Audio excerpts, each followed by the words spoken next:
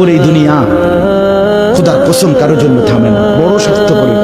হ্যাঁ, যেদিন বাপের জানাজা পড়ে, যেদিন বাপের লাশ কবরে দাফন করে, সেদিনও বংশধর সন্তান ছেলে মেয়ে ঘন্টাখানিক 2-4 ঘন্টা কাইন্দা কাইটটা হইলো, রাতের বেলা ঠিকই ভাত খান। হ্যাঁ, পাশের ঘর থেকে খানা আনে, আবার ওরা ঠিকই খায়। স্বার্থপর দুনিয়া, থামে না রে ভাই, থামে না দুনিয়া। এই জন্য আমাদের কারোর জন্য থামবে না। তুমি আমি মরে গেলে শেষ।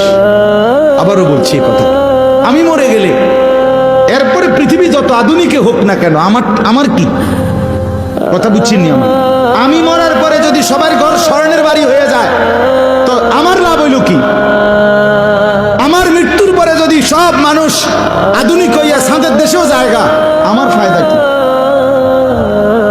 আমি তো না, আমি তো মরে গেলাম। যে কবরে চলে গেল সে কি আর ফিরে আসবে? আল্লাহ আমাদেরকে বুঝ দান করে।